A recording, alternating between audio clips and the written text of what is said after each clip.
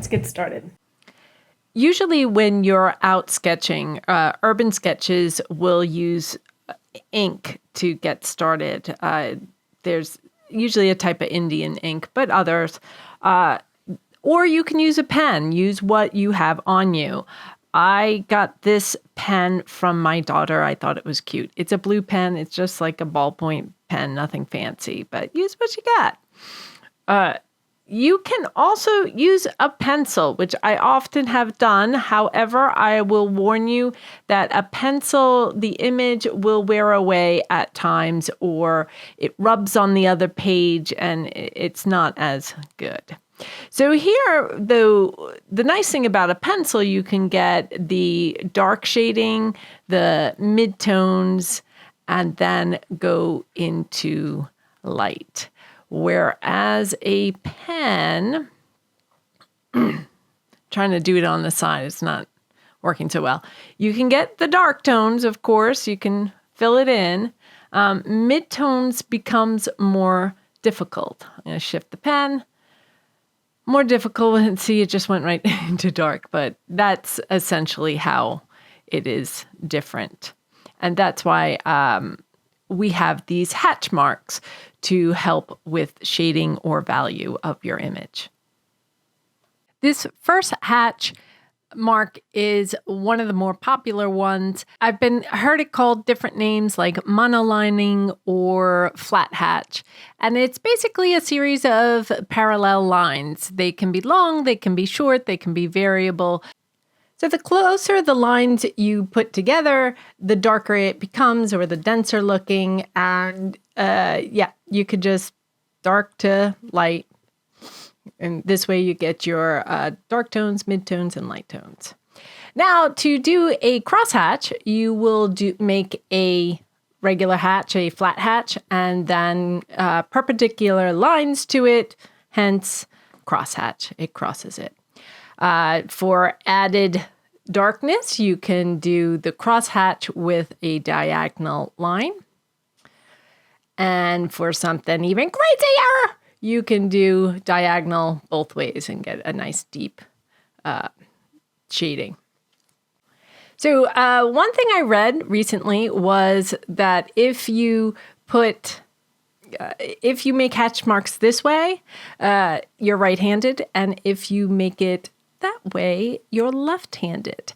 I thought you would find that interesting. I don't know how true it is. It feels true because making it left-handed felt odd to me. So moving on, chicken scratches. Chicken scratches are just random lines, and it looks like chicken scratches. And the closer they are together, as always, the denser, the darker. Chicken scratches have a texture that looks like grass, I think. However, most people use the crosshatch, but it's always nice to have something different in your toolbox. Like I said, this looks like grass to me. At least my chicken scratches do. Okay, moving on.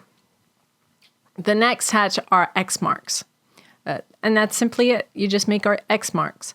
And the further the way they are from each other, the less dense, as with all the other ones. So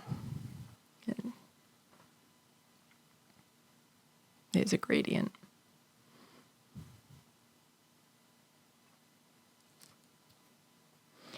Here are some swirls. I do not often use this. It does look like somebody's hair, maybe, or a bush. That is another technique. My favorite one, which is similar, is just one long continuous line. It's just fun. I keep making 8s here, but you can make a crazy look. And then you can do more squigglies in one area to dense it up. And then you can also go into other areas and just have little bits of darkness here and there. I find when you are sketching a tree or a bush, you get a lot of there's dark and light within the bush itself, and it gives it nice texture.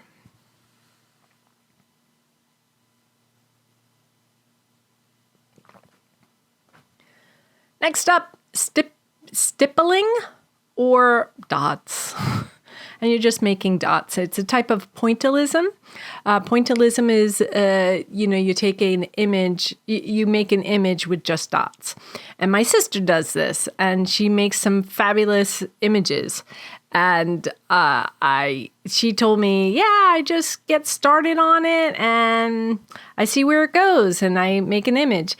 And I was like, I tried it, and no. It's not for me.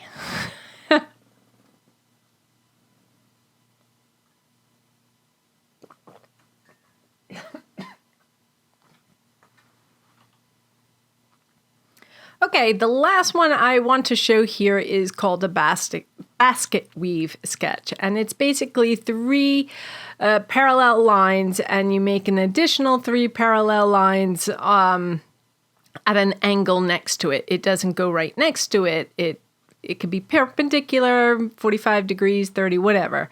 But it creates this image. And frankly, you can put them close together. However, for the darker, to make it darker.